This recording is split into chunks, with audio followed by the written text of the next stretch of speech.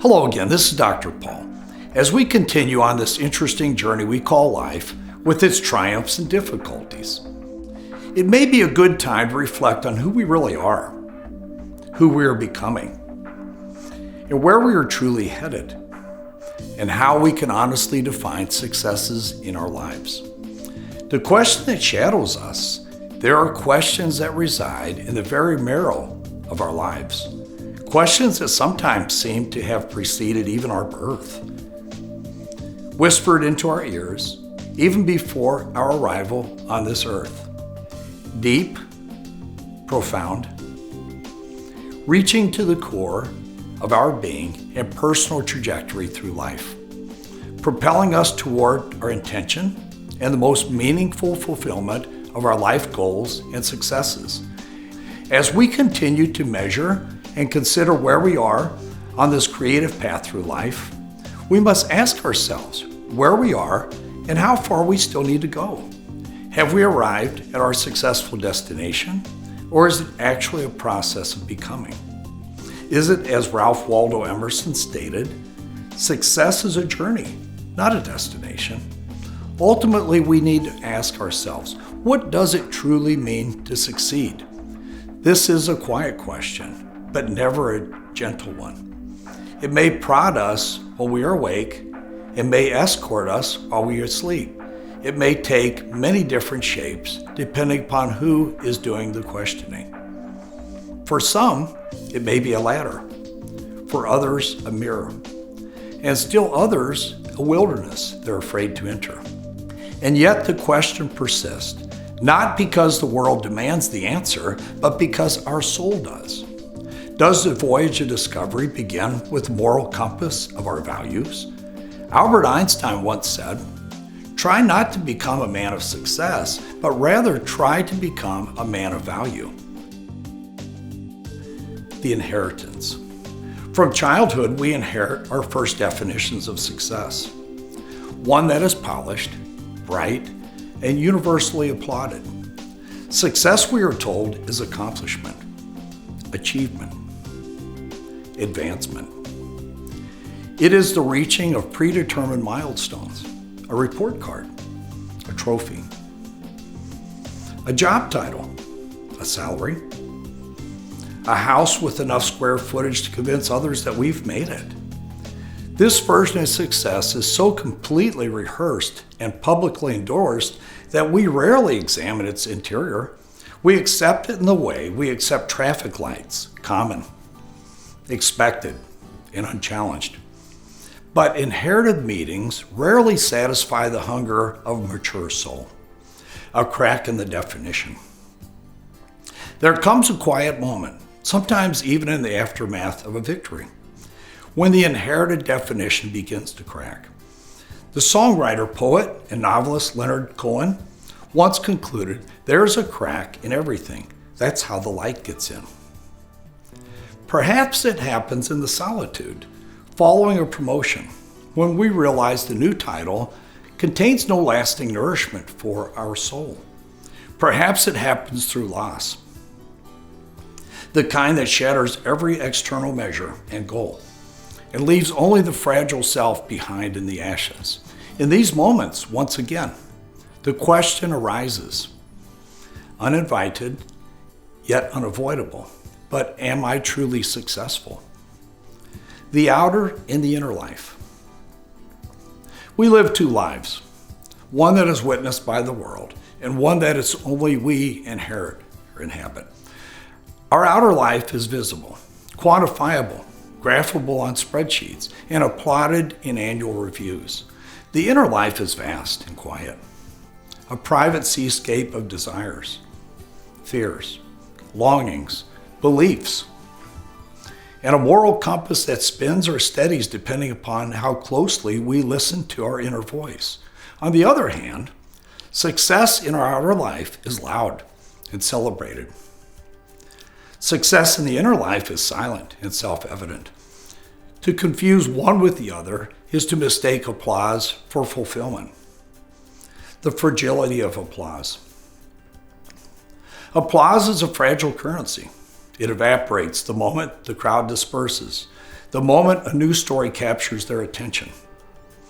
What was once celebrated becomes yesterday's headlines and tomorrow's boredom. Benjamin Disraeli concluded public opinion is a courtesan. Her applause is transitory, fickle as the winds. If your sense of worth is built on applause, your peace will tremble with every shifting opinion of the world. There is a success that depends upon the crowd, and a success that exists even when no one is watching. The first is performance. The second is authenticity. The second deepens in darkness. The myth of arrival. One of life's great illusions is the idea that success is destination, that one day, after enough striving, achieving, accumulating, you will finally arrive. And arrival is a mirage on the horizon. Move toward it, and it moves as well. Goals achieved require new goals. Milestones crossed reveal new paths. Ambition by nature is never satisfied. And so, many spend their lives running toward a horizon that keeps its distance. Success, then, cannot be an arrival. It must be something that can be held, not someday, but today. And we need to remember, as Mahatma Gandhi once said, the path is the goal. Success as congruence. There is a rare and powerful feeling, subtle, quiet, and unmistakable, when your outer life and your inner life finally align. When what you do matches who you are. When your actions reflect your values. When your public face requires no disguise. This feeling is congruence. And congruence is a far superior measure of success than any external trophy. A life in which your inner voice says, yes, this is me, holds more truth than a life where the world says, you're impressive. The architecture of meaning. If success is not applause or achievement or arrival, then what is it? It is perhaps the architecture of meaning. It is the slow, deliberate construction of a life grounded in what we genuinely value. Pablo Picasso once said, the meaning of life is to find your gift. The purpose of life is to give it away. Meaning does not come from accumulation. Meaning comes from attention, presence, and relationships that are real. Work that respects the contours of your soul and choices that align with your moral geography. It requires a willingness to lose what looks successful in order to gain what truly is successful. Success is not how much you own, but possibly how much of yourself you have not sold for external validation. The courage to redefine. To authentically define success for yourself requires an act of rebellion.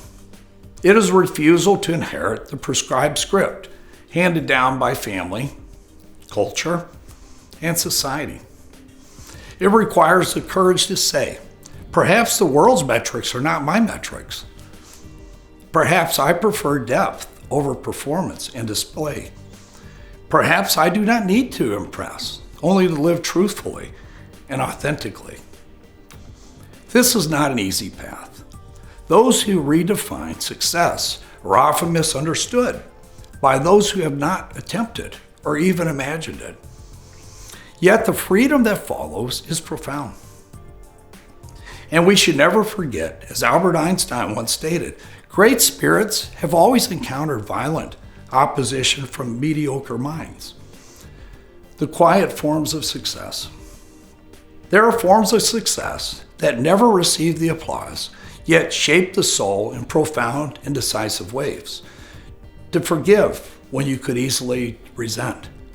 To persist when you could surrender. To speak truth when silence would be much safer. To honor your boundaries when violating them would bring approval. To love well. To be kind when no one else is keeping score. To cultivate patience. To stay curious in a world that drifts toward conformance and cynicism. These are some of the successes that do not lead to trophies, but to the construction of a life worth inhabiting, the fertile soil of failure. We must also re-examine failure.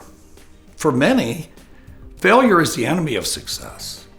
But failure may, in fact, be the fertile soil from which success may grow to its fullest form.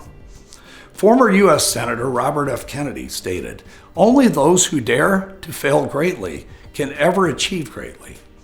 Failure humbles the ego and strengthens the soul.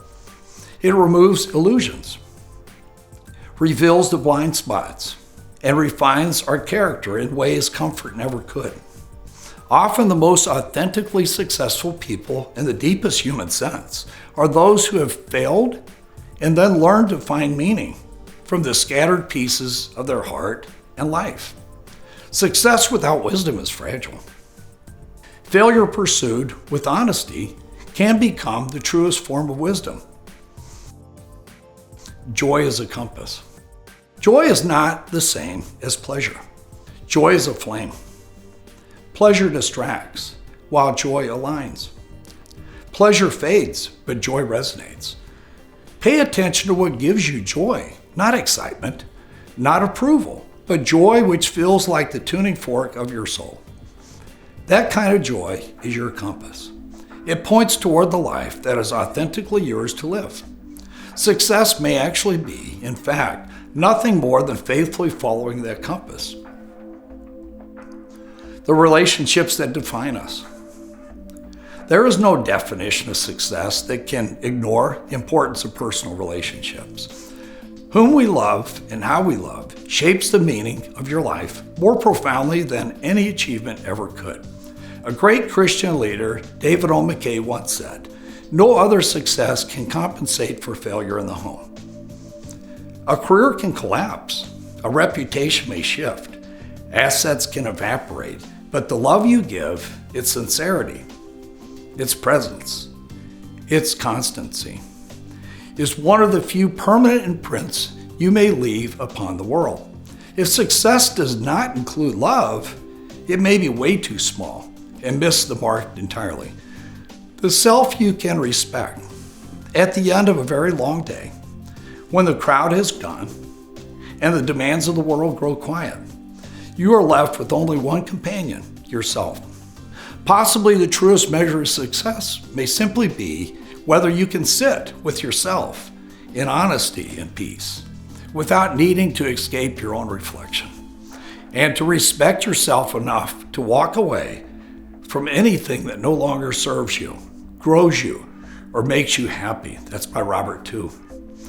A life built on truth and authenticity creates a self you can respect. And self-respect is the foundation upon which all sustainable success is constructed. The true meaning of success.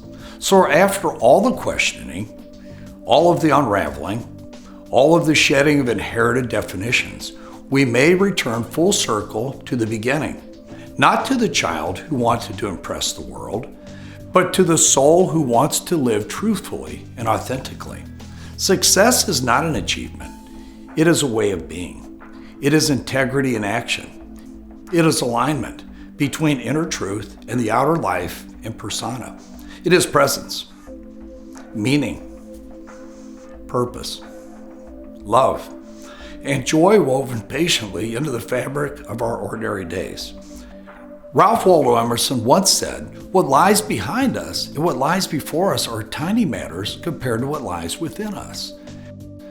My conclusion and quote, "Success is not something to chase.